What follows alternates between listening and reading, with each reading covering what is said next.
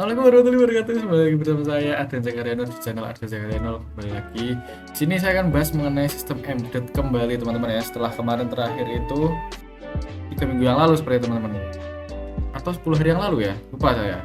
Nah, jadi sebelumnya perkenalkan saya Arden Zakariano dengan NIM 40040324650098 dari kelas praktikum D di Prodi Teknologi Rekayasa Otomasi Sekolah Vokasi Universitas Diponegoro. Nah, di sini saya akan membahas mengenai ADC dasar menggunakan ESP dan STM32. Nah, ini berdasarkan yang saya lakukan praktikum gitu ya tadi. Nah, oke, selanjutnya kita akan bahas, langsung saja masuk ke slide pertama teman-teman. Nah, apa itu ADC? Seperti yang kita tahu atau mungkin teman-teman yang belum tahu, ADC itu analog to digital converter, ya kan? ADC, analog digital converter. Nah, dia itu merupakan komponen yang mengubah sinyal analog kontinu menjadi discrete. Nah, proses penting karena microcontroller. Nah, ini catatan itu memang microcontroller itu hanya dapat memproses data digital. Sementara banyak sensor yang ada di pasaran gitu ya, itu sinyal yang dikirim ke mikrokontrol itu berupa output analog. Nah, jadi intinya di sini ADC itu gunanya untuk biar sensor yang kita beli, yang kita pakai itu bisa diproses sama mikrokontroller. Kenapa? Karena umumnya sensor-sensor yang ada di pasaran itu biasanya outputnya analog. Nah, sedangkan mikrokontroller kita itu harus hanya bisa memproses sinyal data digital. Nah, makanya kita perlu ADC, analog to digital converter.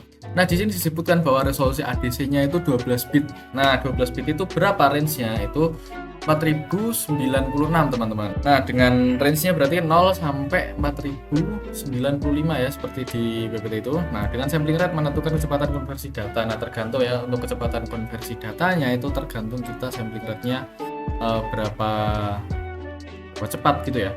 Nah, kita lanjut ke slide selanjutnya. Nah, spesifikasi ADC pada ESP32 ekspresif 32. Nah, di sini disebutkan ada beberapa poin ya. Ada resolusinya yang dipakai ESP32 itu 12 bit ya, sama yang kayak tadi 0 sampai 4095. Nah, jumlah channelnya itu di ESP32 biasanya ada 18 channel ya teman-teman yang tersedia buat kita bisa pakai ADC gitu ya. Dan input yang kita bisa kasih dari ESP itu umumnya 0 sampai 3,3 ya, karena di ESP32 itu pin outnya cuma ada 3,3 teman-teman, nggak ada 5 volt. Nah, dan ini ada atenuasinya. Nah, jadi dia itu dapat dikonfigurasikan untuk memperluas range input. Dan selanjutnya ada ADC1 itu di channel dia ada 8 channel dari 3 pin 32 sampai 39. Nah, itu yang ADC1. Nah, ADC2 nya itu di GPIO 0, 2, 4, 12 sampai 15 dan 25 sampai 27. Itu ada 10 channel. Jadi total ada 18 channel. Ada catatan kalau di ESP itu ADC yang 2, yang spesifikasi ADC2 itu tidak dapat digunakan saat fitur WiFi di ESP ini aktif teman-teman. Jadi pastikan kalau misal pakai WiFi ya, kalau misal mau pakai ADC kita pakainya yang ADC1 yaitu GPIO 32 sampai 39 yang 8 channel itu ya. Oke, lanjut di konfigurasi dan pemrograman ADC di ESP. Nah, konfigurasinya itu tadi ya yang disebutkan ada 8 sama 10 channel ya, jadi total 18. Nah, biasanya di sini umumnya itu pakai Arduino ya. Nah, ini contoh ya tips atenuasinya. ADC 0 dB desibel itu 0 sampai 1,1 itu akurasinya tinggi. Nah, ADC 11 desibel itu 0 sampai 2,6 volt itu default. Nah, biasanya buat setting atenuasinya ini pakai fungsi ini ya teman-teman, analog set attenuation.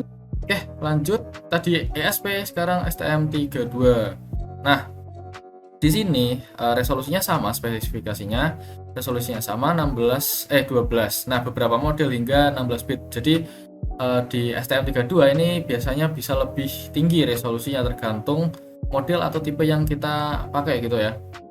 Oke, selanjutnya ada jumlah channel. Nah, ini bervariasi juga tergantung STM yang kita pakai teman-teman, tergantung seri di situ disebutkan. Nah, biasanya ada yang maksimal hingga 24 channel teman-teman, banyak ya.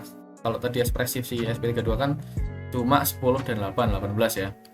Nah, selanjutnya ada voltage input. Nah, di sini bedanya kalau sama si SP32, di sini 0 sampai 3,3 ya seperti tadi, atau 0,5. Jadi di STM32 ini lebih canggih teman-teman.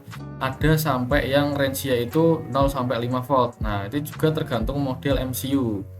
Nah, fitur tambahan itu biasanya di STM ada di DMA support. Nah, jadi DMA support ini pernah saya bahas di video sebelumnya, cek saja channel saya.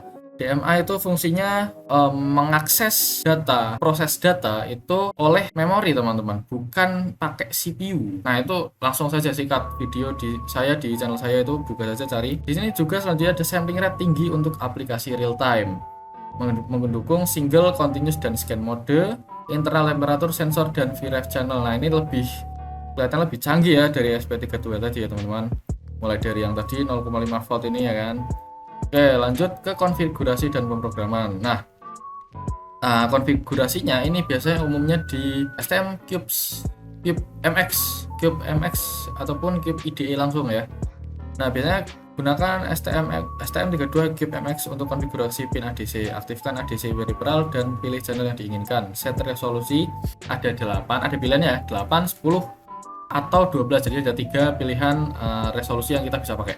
Nah, ini biasanya fungsi paling dasar kalau kita mau pakai fitur ADC teman-teman. Ini biasanya hal ADC start sama pull for conversion ini bisa disediakan setelah kita konfigurasi di STM Cube MX ataupun IDE. Nah, defaultnya seperti itu teman. Ada hal ADC start, pull for conversion, ada uin32_t ADC value, dan lain-lain. Nah, selanjutnya ada sampling time dan kalibrasi. Nah, sampling time ini diatur sesuai dengan impedansi sumber teman-teman. Nah, lalu kalibrasinya di sini pakai HAL ADC EX calibration underscore start untuk kalibrasi. Nah, ini fungsi buat kalibrasi. Umumnya seperti ini teman-teman. Nah, perbandingannya antara ESP32 dan STM32 teman-teman. Pertama, resolusinya sama, namun beberapa seri di STM itu ada yang lebih dari 12 bit, yaitu hingga 16 bit itu teman-teman. Bisa dilihat di sini ESP32 itu jumlah channelnya hanya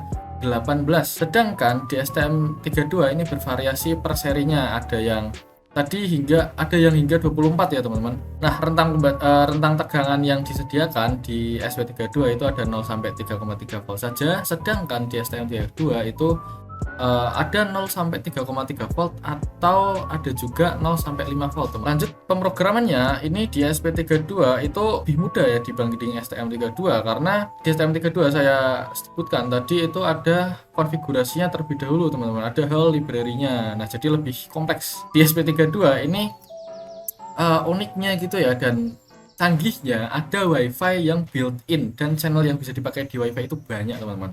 Sedangkan di STM32 itu ada kelebihannya sendiri, itu ADC lebih presisi dan sampling cepat. Kenapa seperti itu? Karena kita bisa milih 8, 10 atau 12 bit teman-teman. Jadi kita bisa milih sesuai kebutuhan kita gitu ya. Lanjut ke kekurangan. Ada di SP32 itu kekurangannya linearitas ADC kurang akurat pada tegangan ekstrim. Ketika ADC ini menyentuh tegangan ekstrim atau si 3,3 volt ini, dia kurang akurat teman-teman linearitasnya. Itu di SP32 ya. Nah, di STM32 ada juga kekurangannya. Kurva belajar lebih tinggi. Kenapa? Karena seperti tadi, konfigurasi dan pemakaian STM ini lebih kompleks dibandingkan STM32 teman-teman. Mulai dari tadi whole library lebih kompleks, dan ada kalibrasi secara khusus gitu ya di STM32 MX tadi ya, Cube MX ataupun Cube IDE. Nah, jadi dia ada software khususnya. Oke, jadi kita masuk ke penerapan teman-teman. Penerapan di sini, yang di sini kalian akan lihat itu penerapan yang saya pakai teman-teman. Jadi yang pertama ini ada potensio, yang kedua ada DHT22 ya, ke sensor DHT22. Yang ketiga itu ada ke sensor LDR teman-teman, sensor saya. Kita bahas sekarang yang pertama, potensiometer teman-teman. Potensiometer berfungsi sebagai resistor variabel yang membagi tegangan input menjadi tegangan output yang dapat diatur. Nah, kenapa saya pakai ini? Karena potensiometer ini dia itu merupakan masukan analog teman-teman. Jadi saya milih ini ya karena tema kali ini adalah ADC, analog to digital conversion.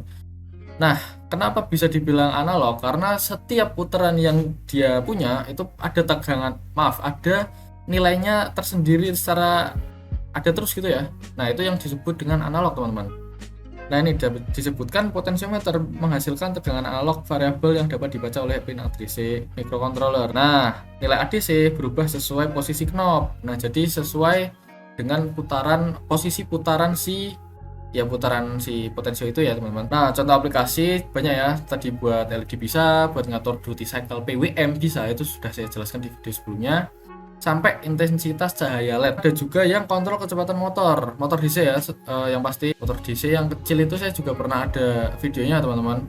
Belum lama kemarin, cek aja. Selanjutnya LDR. Nah, sensor LDR ini apa? Light Dependent Resistor. Jadi di sini dapat dibaca sensor yang mengubah resistensinya berdasarkan intensitas cahaya. Jadi ketika ada perubahan intensitas cahaya, resistansi yang dihasilkan dari si sensor LDR ini berubah-ubah, teman-teman, sesuai dengan intensitas cahayanya itu sendiri. Kalau misal intensitas cahayanya tinggi, resistansinya atau hambatannya itu semakin gede, teman-teman, dan sebaliknya.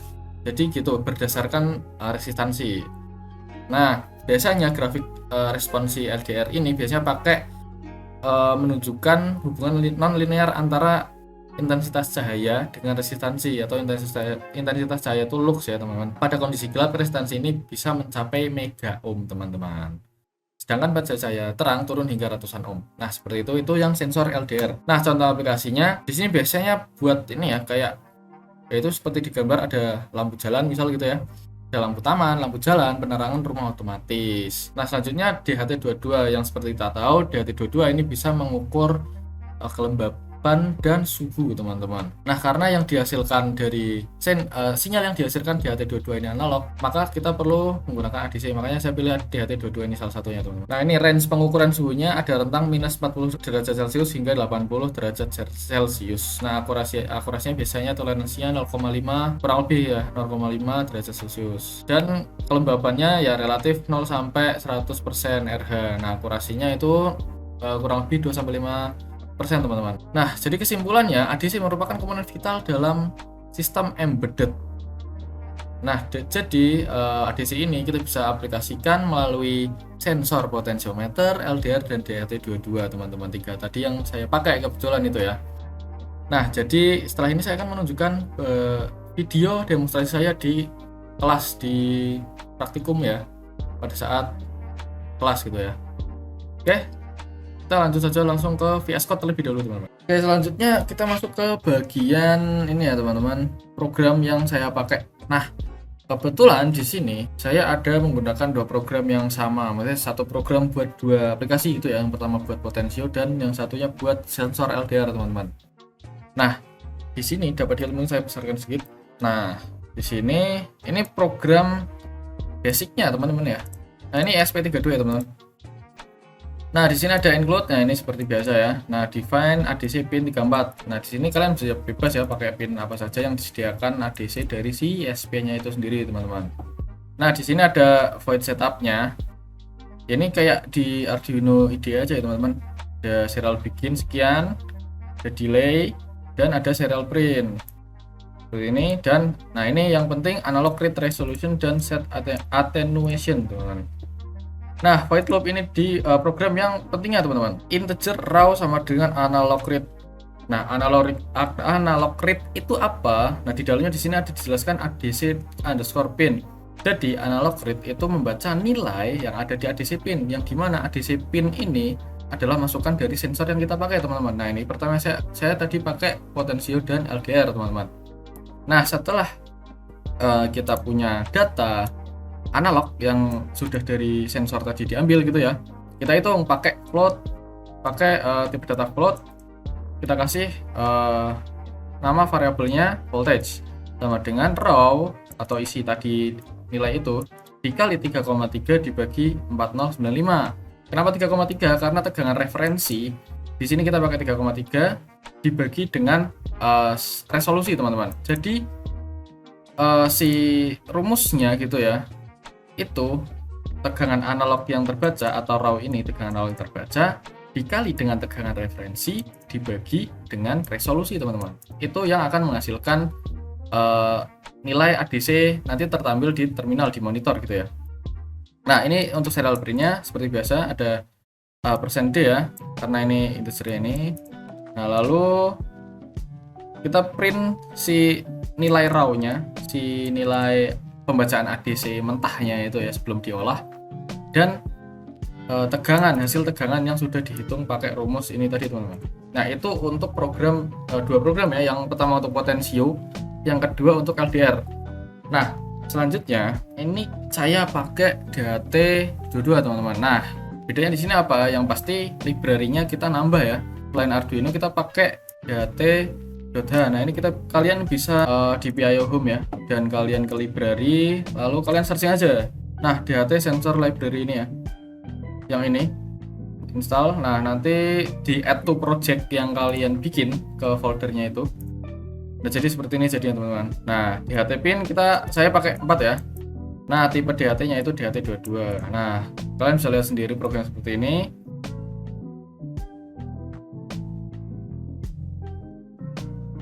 Nah, di void loop-nya terdapat humidity. Nah, untuk variabel kita kan mau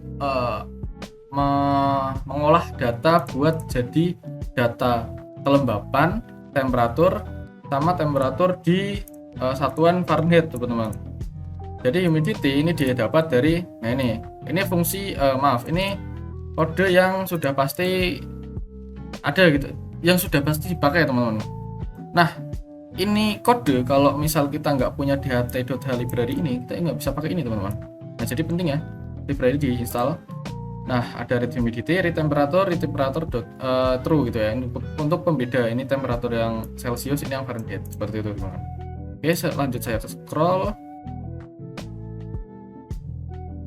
Nah, di sini proses penampilannya ya di serial monitor. Nah, serial print. Nah, ini pakai string bla bla bla. Nah, kelembapan ini kita pakai variabel yang tadi ya, nilai yang dari variabel humidity. Nah, suhu itu temperatur. Ya, temperatur pakai Celsius, teman-teman. Nah, di sini saya juga menambahkan program untuk ya range yang nyaman, yang panas itu gimana, dingin ataupun kering itu bagaimana. Nah, jadi ditentukannya di sini, teman-teman. Oke, seperti itu. Itu untuk si DHT22. Oke, lanjut kita ke bagian ini langsung, teman-teman. Nah, video demonstrasi ya, yang potensio. Nah, potensio yang biasa ya. Nah, ini program yang saya tadi pakai. Nah, di sini di monitor itu tertampil adanya nilai mentahan dan nilai ADC yang sudah dikonversi menjadi voltase, teman-teman. Diolah menjadi voltase. Nah, itu hasilnya seperti itu. Nah, di sini untuk rangkaiannya ya. Yang tengah itu pin data yang masuk ke pin 34, yang paling kanan itu ke ground ya, teman-teman, dan hijau paling kiri ke sana itu 3,3. Itu pin out-nya. Nah, jadi ketika diputar ya itu ikut berubah ya hasil ADC-nya. Aduh, agak blur, maaf teman-teman. Dari 0 hingga 3,3 volt, teman-teman. Seperti itu. Nah, selanjutnya itu untuk potensio dengan LED yang tadi saya bilang. Konsepnya sama, cuma saya mendapatkan LED untuk dimming ya, untuk mengatur kecerahan LED-nya, teman-teman. Nah, ketika redup itu berarti posisinya di 0 ya, di putar paling kiri potensionya. Nah, kalau ke kanan dia makin terang. Nah, jadi kita bisa atur intensitas cahaya. Itu untuk potensio, dan kita lanjut ke bagian LDR, teman-teman. Nah, LDR ini kan dia sensing cahaya ya, teman-teman. Konsepnya juga sama. Dia pakai ini juga ya, monitornya sama karena programnya sama. Nah, kenapa saya pakai flash? Karena seperti yang tadi ditunjukkan di PPT yang saya tadi bilang, kalau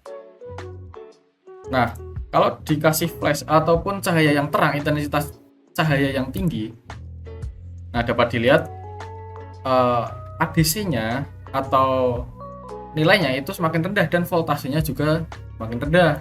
Ini kalau nggak salah sampai 0, teman-teman. Oh, nggak sampai 0, tapi jadi kecil ya, teman-teman, kalau misal intensitas cahayanya tinggi. Nah, sedangkan kalau misal ditutup pakai tangan gitu ya, ditutupin gelap. Nah, ditutupin gelap dia berubah menjadi 3,3 volt karena seperti tadi. Kalau misal cahaya terang itu resistansinya tinggi yang menyebabkan ADC-nya juga jadi turun teman-teman karena terhambat gitu ya. Dan voltasenya di sini konversinya jadi turun juga. Nah, sedangkan kalau misal intensitas cahayanya rendah ataupun gelap gitu ya, dia justru resistansinya rendah dan menjadikan voltasenya ini di sini ADC-nya menjadi tinggi teman-teman. Dan di sini saya juga pakai LED buat ngasih tahu ya. Nah, kalau ditutupin LDR-nya, oh ini nih yang terangin dulu teman-teman. Nah, ketika LDR-nya mensensing intensitas cahaya tinggi, LED-nya justru nggak nyala karena itu tadi kalau kena cahaya tinggi resistansinya gede, jadi di LED-nya malah mati teman-teman, jadi redup banget gitu ya. Nah, beda kalau misal saya tutupin atasnya, LED-nya malah nyala jadi terang. Itu LDR teman-teman. ADC di LDR. Nah, ini sekarang DHT22. Nah, programnya seperti tadi ya. Nah, untuk outputnya seperti ini teman-teman. Jadi dia menampilkan yang pertama itu kelembaban, ada suhu dan tingkat kepanasan gitu ya. Nah, dan di sini ada keterangan kenyamanannya, apakah nyaman, kepanasan atau kedinginan, atau kering. Nah, di sini juga saya menambahkan uptime ya. Nah, seperti itu. Jadi, ya ini konsepnya mudah aja teman-teman. Kalau misal saya tutupin pakai tangan, kelembabannya pasti tambah tinggi. Ya, seperti itu. Nah, tuh sepertinya tambah tinggi, yang awalnya 77. Nah, 82, nah langsung drastis ya. Dan suhunya perlahan juga makin tinggi. Seperti itu, teman-teman. Nah, oke. Jadi selanjutnya ini kan kita bahas cuma yang ISP ya, teman-teman. Nah, kenapa saya tidak ada demonstrasi STM? Itu dikarenakan pada saat saya praktikum STM 32F108 yang saya pakai di kelas praktikum tadi gitu ya. Nah, itu tuh tidak bisa dipakai teman-teman. Kenapa? Karena dari ST-Link-nya itu sendiri itu tidak bisa ke-compile masuk ke boardnya teman-teman. Saya kurang tahu kenapa, namun ada beberapa kemungkinan. Yang pertama, mungkin saja STM modul atau si hardware STM saya itu KW. Nah, habis itu yang kedua bisa saja ada sambungan ataupun si ST-Link-nya itu sendiri memang sudah rusak ataupun error teman-teman. Karena memang di compile pada saat di VS Code di compile itu tuh bisa, namun pada saat uploadnya ke yang tanda panah ke kanan itu file teman-teman dengan keterangan boardnya itu tidak terdeteksi. Nah, jadi walaupun si STM dan si ST-Link-nya itu menyala ada lampu merahnya, itu tidak bisa ke-upload teman-teman. Nah, itu jadi alasan saya tidak bisa memakai STM. Nah, namun untuk konsep programnya itu masih mirip teman-teman. Saya jadi ada program basicnya untuk si STM ya teman-teman. Jadi untuk bagian si programnya di STM32 itu mirip, konsepnya sama di in-main-nya ya, di program bagian lain utamanya itu mirip seperti ini teman-teman. Jadi ada pembacaan ini analog retribution sama attenuation teman-teman. Nah, jadi dan pakai rumus yang sama juga. Nah, jadi hanya mungkin konfigurasi pin-nya saja yang berbeda. Jadi mungkin seperti itu mungkin dari saya ya. Terima kasih telah menonton, jangan lupa subscribe, like, dan komen ya kan. Kalau misalnya ada salah mungkin bisa koreksi langsung di kolom komentar teman-teman. Oke, terima kasih. Wassalamualaikum warahmatullahi wabarakatuh.